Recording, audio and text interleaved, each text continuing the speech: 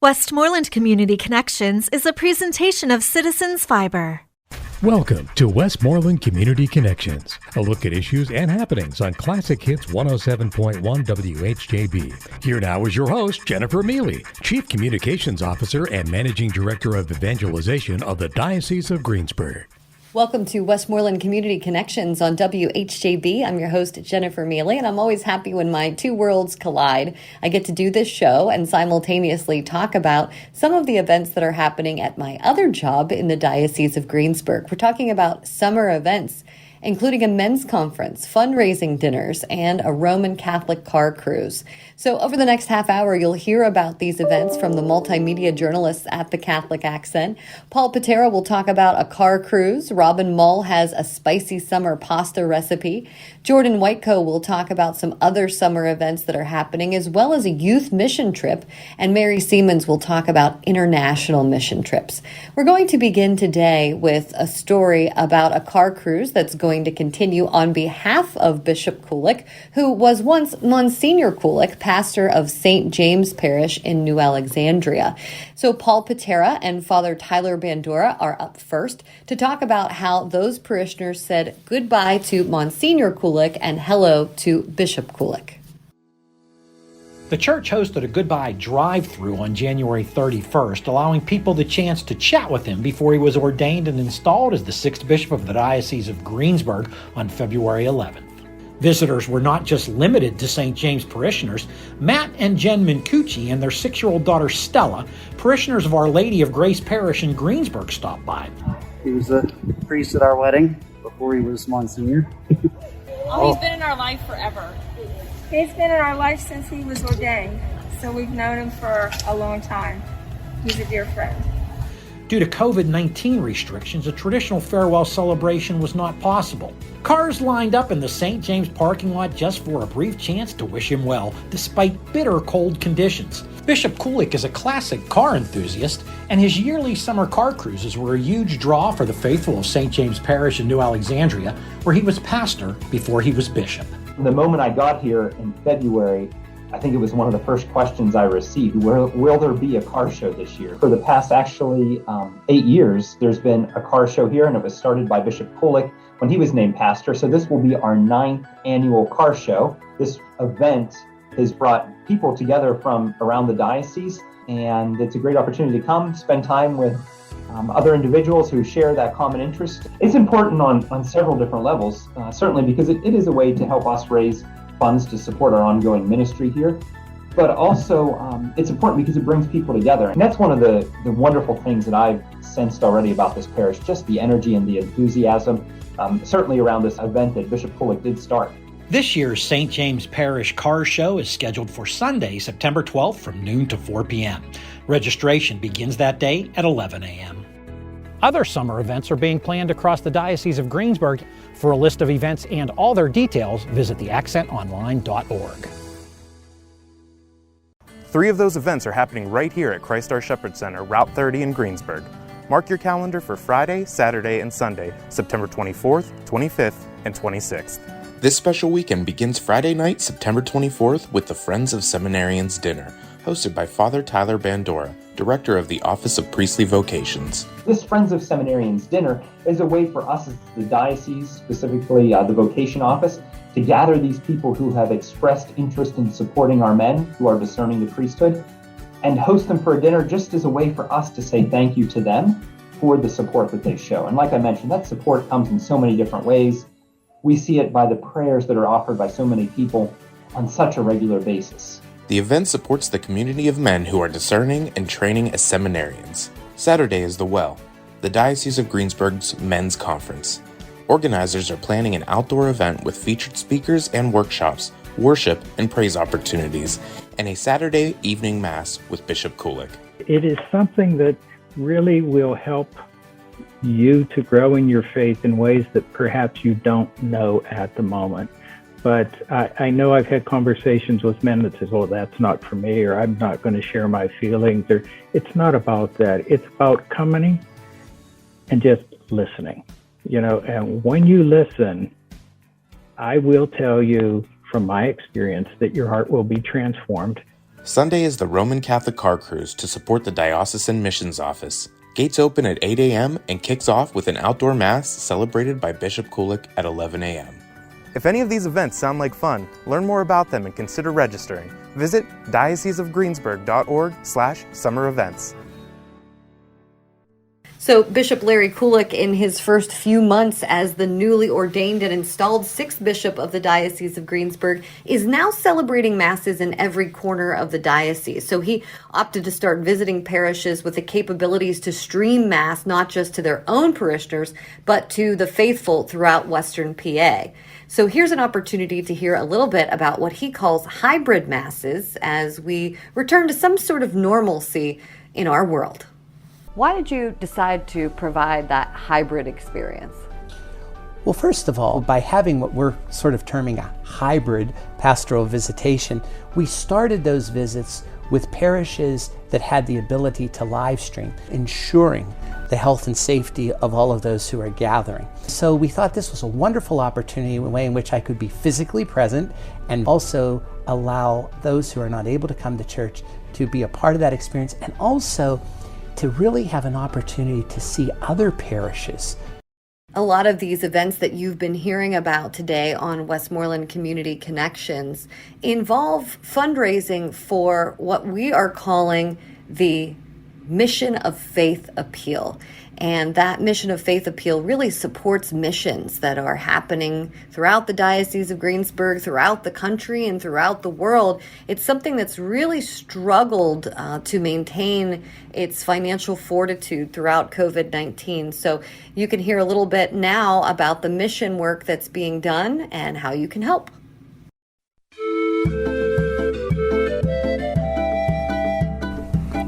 I'm Mary Siemens, and I went on assignment to Sequani, Peru. Located 11,500 feet above sea level in the southern Andes Mountains, the Diocese of Sequani is our sister diocese.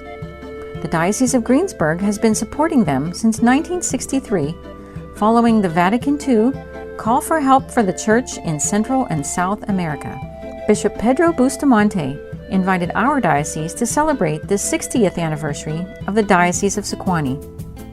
He proudly showed us the Catholic school, where students welcomed us with dances performed in native costumes. We also toured the special needs school and a small clinic that the Diocese of Greensburg has helped to support for many years. The celebration included a parade of all the school children and teachers from throughout the diocese, and a second day of parades allowed each parish to participate with native costumes and dancing. The highlight of the celebration was the 60th anniversary Mass celebrated by Bishop Bustamante. Father Alan Polchinski and Seminarian Chris Pujol from the Diocese of Greensburg were able to join the many bishops and priests from around the world. Chancellor Margaret DiVirgilio presented Bishop Bustamante with a letter of congratulations from the Diocese of Greensburg. Many of the native people live high in the mountains, raising cattle, sheep, and growing corn and potatoes. Those areas of the diocese are so remote, they are visited by a priest to celebrate Mass just once a year. This journey gave me a new perspective of the universal church, and I was able to see how much work there is to be done in the world to educate and to evangelize. By donating to the Missions of Faith Appeal, you can help the Diocese of Greensburg support the faithful of Sequani and God's work being done in Peru. I'm Mary Siemens, on assignment in Sequani, Peru. For more than a decade, youth across the Diocese of Greensburg have traveled to nearby Appalachia and other parts of the United States on a mission to better their faith community. COVID-19 may have temporarily halted in-person work, but the tidal wave of need is approaching, and local teens are ready to answer the call. So Manus Christi is a week-long service camp in Huttonsville, West Virginia. You're each assigned a family that you're helping out with projects in their house usually. So for 3 of the days in the trip, you're usually helping a person. So we helped to put on a new roof on someone's house. We helped to redo someone's bathroom so they could repaint it. We had to sand it down and paint it. It was really great, especially because a lot of the service was really intimate. You got to meet the people that you were helping and form relationships, and that was really cool. Manus Christi basically to me represents being the hands and feet of Christ. and use Christ to enlighten others and bring others closer to the Lord. It was something I've always been interested in. I've seen many other people do it, and I truly think that one can get happiness by providing others with happiness. I think that because of how much you were reflecting during the week, because of how structured it was to make you pray and reflect, everything that you did just seemed more meaningful, because you knew why you were doing it, and it just made the service like it was serving in a way that I felt like I had never served before, just because of how loving it taught us to be as we were serving. I gained a greater appreciation for the things I had taken granted for before I came to Huttonsville, West Virginia. I realized how grateful I should be and how I should use the gift that God gave me to help others and be less selfish. I do plan on continuing mission work.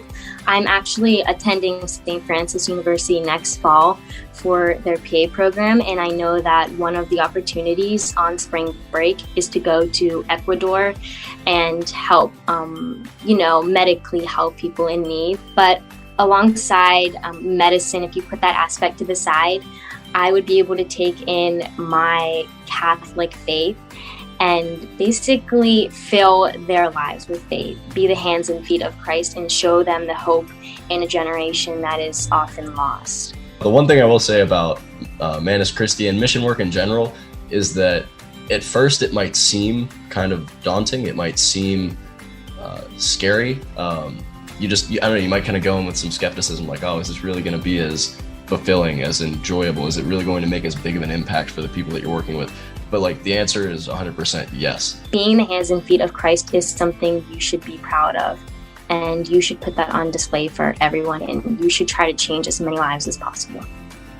If you would like to support the Diocesan Mission Office, log on to dioceseofgreensburg.org and click on Giving at the top of the page.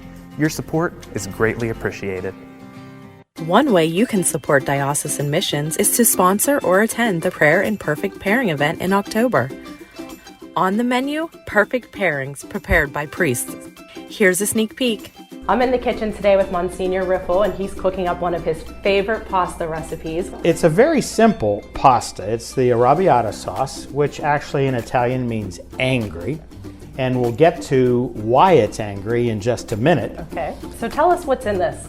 The half a cup of olive oil, 8 cloves of sliced garlic, and the ring of fire peppers, 3 28-ounce cans of San Marzano whole tomatoes, 2 tablespoons of tomato paste, 1/4 cup of parsley, and of course, salt and pepper. We're going to heat the olive oil, and we're going to add 2 of the ring of fire peppers, because that's really all you need, and garlic. Cut the garlic lengthwise, about the thickness of 2 quarters. Okay. We're going to first put the oil in, and as I said, this is already infused. We're going to kick it up a notch.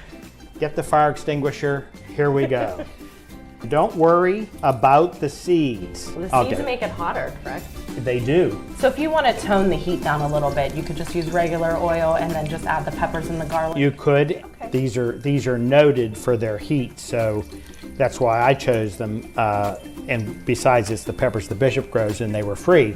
But the whole point of the name of the sauce is angry, so it would not really be a arrabbiata sauce if you use like mild peppers. What we're going to do with 2/3 of one of the cans is actually to chop it up, which when we put it in the sauce will give the sauce texture. Okay. The rest of the cans we're going to puree. So now comes the moment of the blending of all of the flavors. So we're going to take the sauce off of the stove where it has been simmering between low to medium heat for 45 minutes to an hour. And right before you serve it, you're going to take 1/4 cup of parsley and you're going to add it to the sauce. Now, what you can do is after you get it to your plate, you can put cheese on it. This dish is going to be served at the Prayer and Perfect Pairing event Registration for the Prayer and Perfect Pairing event can be found at dioceseofgreensburg.org/missions. Now let's taste it.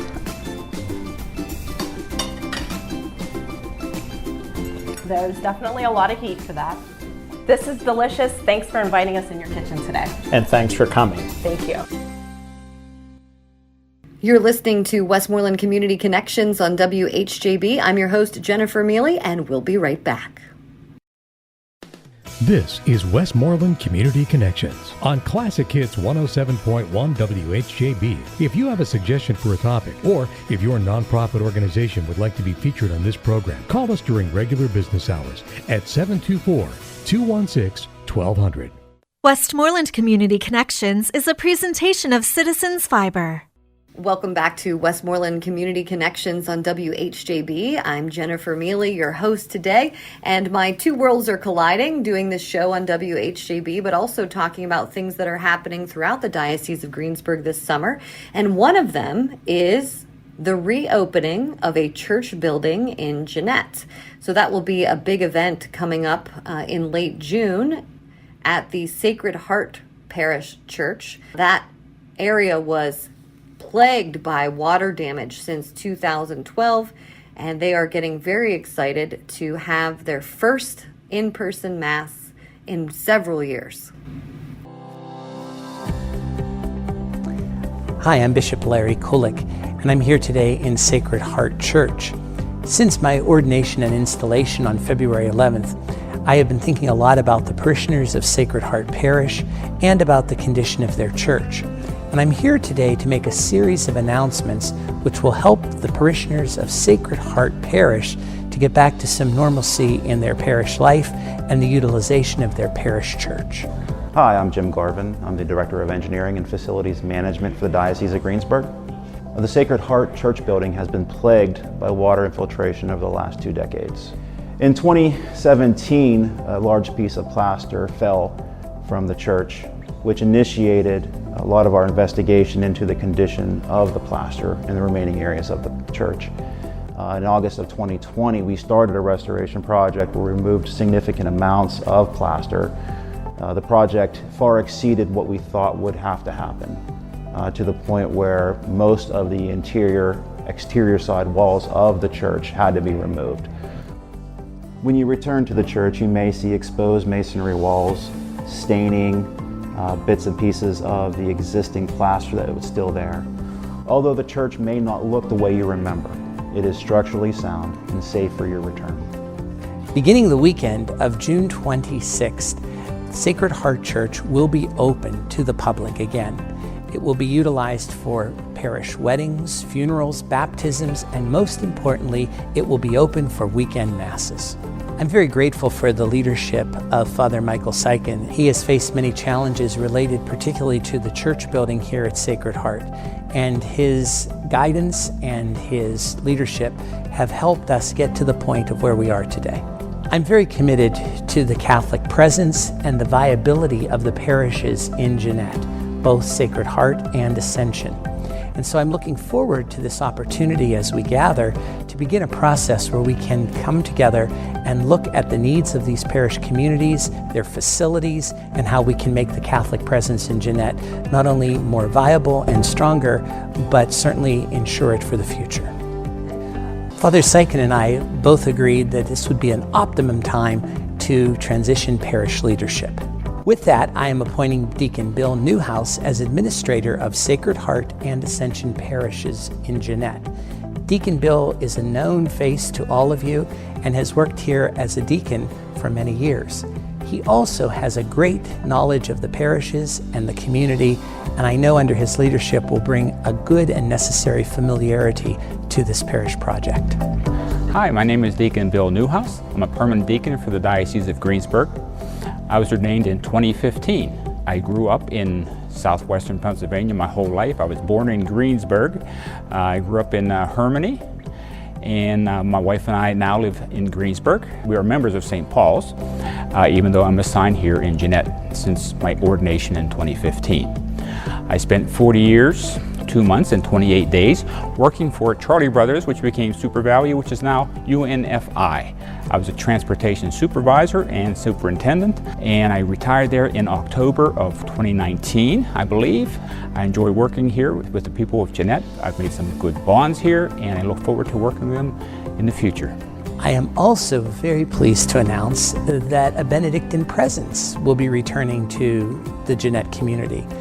At the presentation of Archabbot Martin, I'm happy to announce that Father Job Foote will become the parochial vicar of both Ascension and Sacred Heart parishes, working with Deacon Bill as the administrator to lead these parish communities into the future and also to begin to work on a viability program for the town.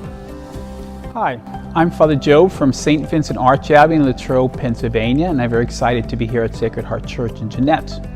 I come from Scranton Diocese, where I initially thought to be a priest, but through my time at Penn State, I met the Benedictines and ended up at St. Vincent Archabbot in Latrobe, and I've been a monk for over 30 years now. I have much pastoral experience, spending much time in chaplaincies, hospitals, prisons, orphanages. And I'm very excited to be back here in Greensburg Diocese, where I will be celebrating sacraments here at this church and Ascension Church, but living at St. Vincent Archabbot, which is my home.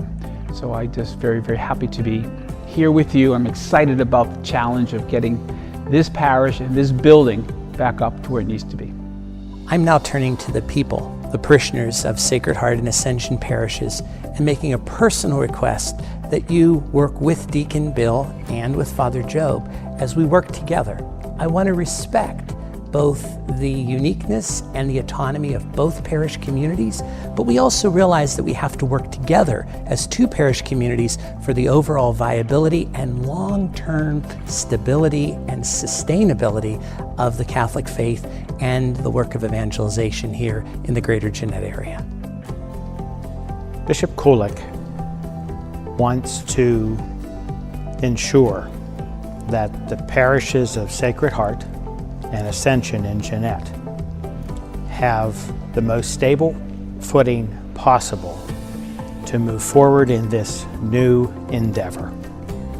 To that end, one of the most critical elements of any parish's future is faith formation, and accompanied with that, the broader term of evangelization. To that end, the diocese is providing grants to fund the position of the Director of Faith Formation and Evangelization. And this person will serve both parishes. Bishop Kulik has often stated, even in the short time that he has been bishop, that is the sharing of our faith and the strengthening of our understanding of the faith that will best ensure the vitality of our parishes going into the future. With this 2-year grant, we hope to give, as I said before, both of these parishes literally a leg up as they begin this new combined endeavor. Also happening this summer is the restoration of St. Mary of Czestochowa. That parish in New Kensington was damaged by a tornado in 2020, right at the beginning of the pandemic, and work was really stalled because of the pandemic.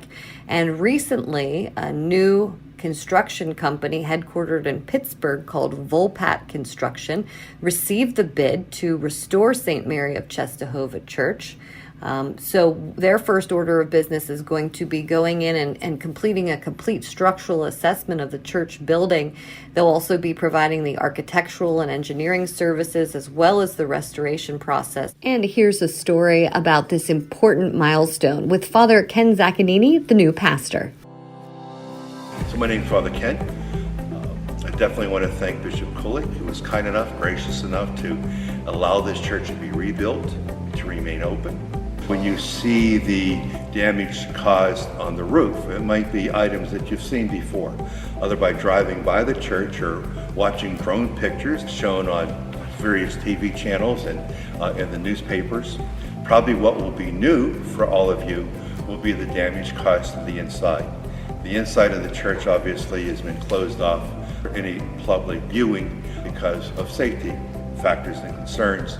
You'll just see there's a lot of scaffolding, a lot of plastic, a lot of wooden coverings on the floor, a lot of construction materials, so it's just too dangerous for people just to be walking in here as the roof was blown off the church back in April 2020. You'll see a lot of cracks in the ceiling, plaster that's fallen down at this point. It's my understanding, but I'm no expert, just on what I've been trying to garner so far, that a lot of work will be done on checking to see how secure the plaster is that has not fallen. So we're not going to take for granted just the bad spots, so the spot you see where plaster has fallen. The rest of the plaster will be examined to make sure it is secure. There's been a lot of water damage. You might be able to notice the water marks coming down the side of the walls, a lot of cracking that has occurred because of that water damage. So there's a lot of work that needs to be done, a lot of areas that need to be addressed. One of the confessionals on the side where the roof was blown off got saturated with water, so a lot of the interior to that confessional will need to be addressed. The bathrooms need to be addressed. The ceiling next to the bathrooms, the water was seeping through those ceilings at a pretty good rate of speed. At the time, the weather wasn't very good.